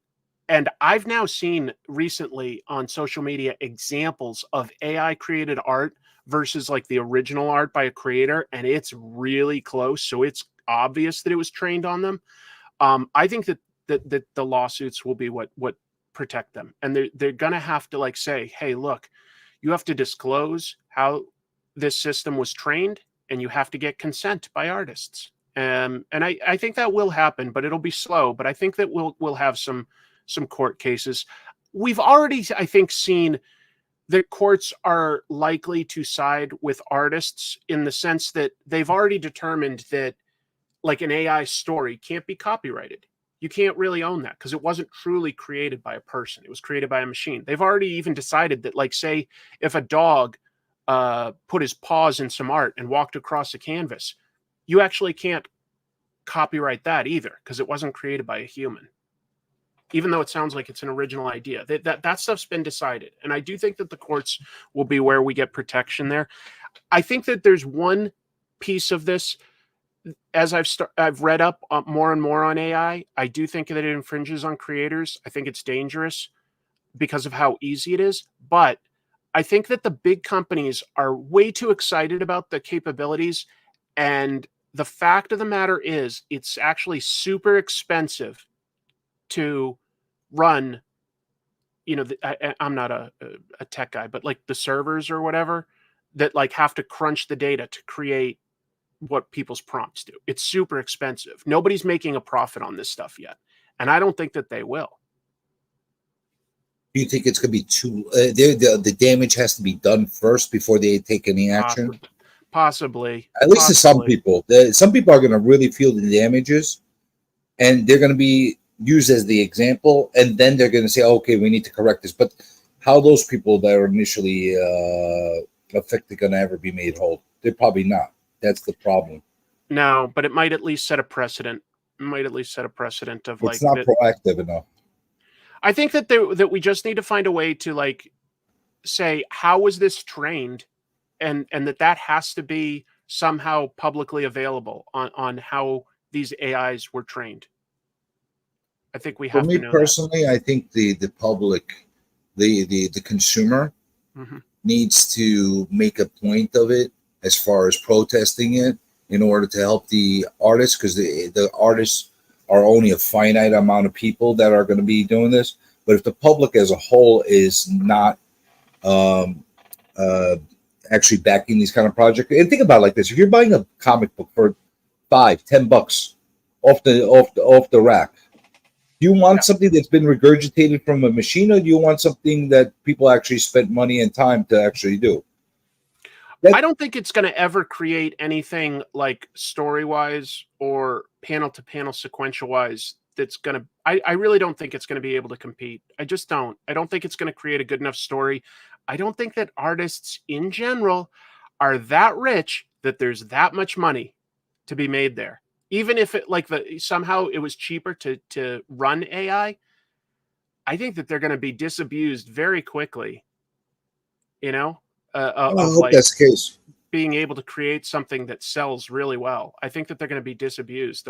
Like it's infringing on people. Like the most we're getting so far is covers that have probably used AI that's been trained on existing artists. But that is a big leap from, say, like a full book or a movie script or something like that. I don't think that any of that's capable of generating anything good enough. And I don't think that there's enough money there. Well, I hope that's the case, because I have a bad feeling that it's going to be just good enough We'll see. to be able to do some stuff. Not everything, but some stuff. But we'll find out soon enough. It's happening a lot faster than we think it's happening. So I think we went through all the questions. There is one last question. If you want to answer it, we can. If not, we could wrap it up. Some creators and interviews are reclusive. Which creator would you like to interview if you had a chance? I think we kind of talked about that earlier. Yeah, but if it was out of somebody reclusive, just because he's definitely retired from comics and wouldn't want to do it anymore, I'll say Alan Moore. I think it would be really interesting to talk to Alan. That would be an awesome interview. Or just somebody that's like closer to like retirement, but like is still somewhat active, like say Barry Windsor Smith, you know? Those would be really interesting people to talk to. Alan Moore should be an interesting listen. Yeah. He definitely is going to be an interesting listen. All right. I love that dude. But that being said, I think we said a lot, right? Yes. I don't know if we said all.